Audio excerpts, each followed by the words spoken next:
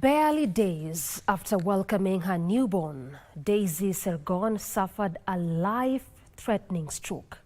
2 brain surgeries and a series of medical procedures later, she remains weak, half-paralyzed and speech-impaired. Her medical bill ballooned to 6 million shillings, and the costs are still accumulating as she requires physiotherapy and another surgery.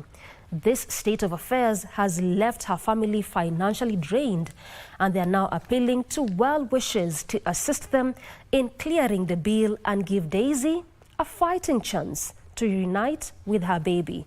Chumba has the details. Days after undergoing an emergency cesarean section, Daisy Sergon collapsed at home.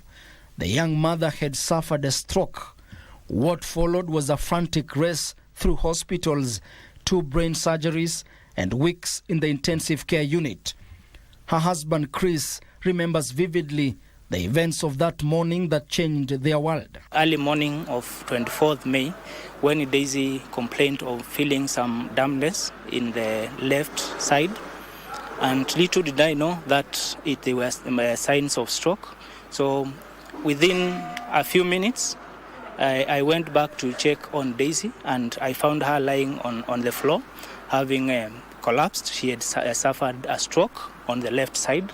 So immediately I mobilized some people, and we came and carried Daisy and took her to the nearest hospital. Doctors removed a life-threatening clot from her brain, then performed a medical procedure known as decompressive craniotomy to manage the swelling.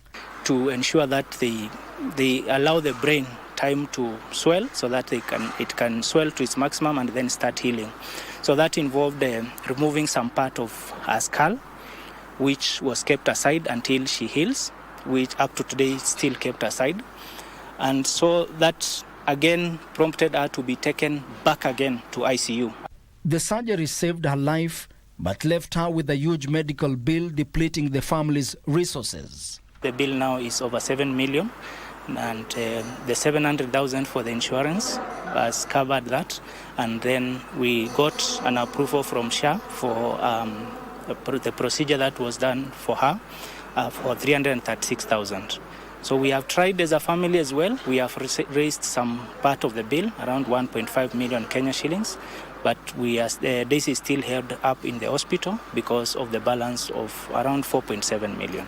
I'm sure and I believe if this is discharged and goes to meet the child, even the healing will be faster, because the feeling of the child is not near. The feeling of how is my child will at least disappear. Though she has begun to show signs of recovery, such as return of her speech and movement in her left leg, she remains physically weak and is half-paralyzed on the left side.